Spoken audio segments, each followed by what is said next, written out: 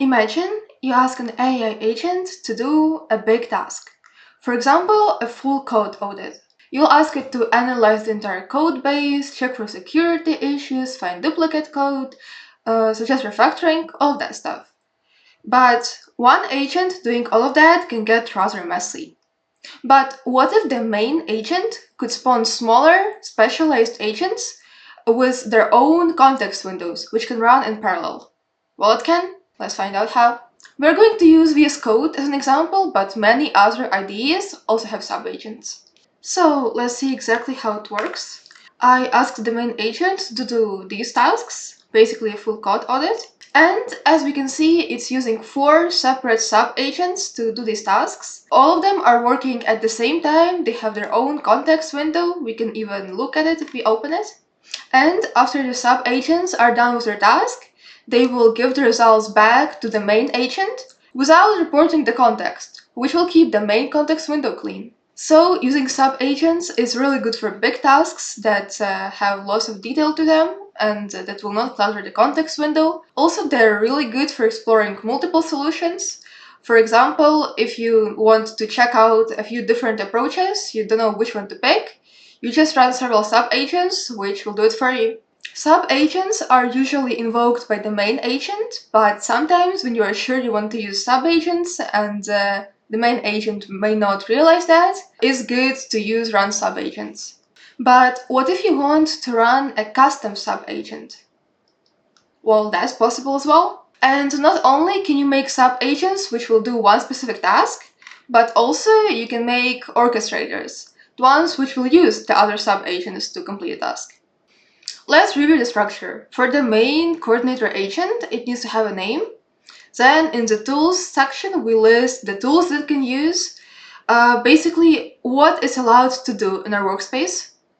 And in agents, we list the sub-agents that our main coordinator agent will use. And after that, we give the coordinator agent the instructions. And we tell it to use the sub-agents listed on top. And the sub-agent files are usually smaller. We have the name. Basically, it lets us choose whether the coordinator agent will invoke the sub-agent by itself or whether we need to pick it manually. And tools, the same thing as before, what it can do in our workspace. And then the instructions themselves.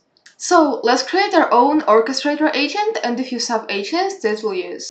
I want to build one that will create features. Let's create the orchestrator agent. Let's name it feature builder agent.md.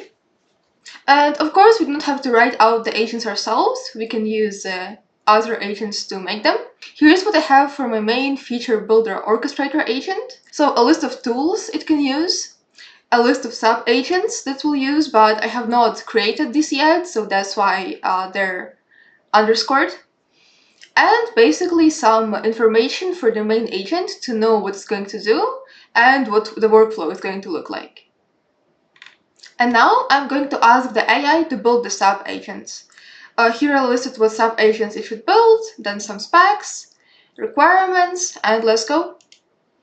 And it's done, so let's take a look. Here is the architect agent it built, which is supposed to create system design, the implementer agent, which is supposed to execute it, the planner agent, which will plan the whole thing, and a reviewer agent, which will make sure that the quality is good. I decided to add this line to make sure that the agent will always use the sub-agents, because it might not do that if you do not tell it explicitly. So now let's test out how it works. Let's choose our feature builder agent, and I will ask it to add a feature. And as we can see here, our feature builder coordinator agent is using the sub-agents we built to implement this. And each one of them has their own context window. That's why ours is staying the same and not filling up while they're working. I hope this video was useful. Thank you for watching. Have a good day.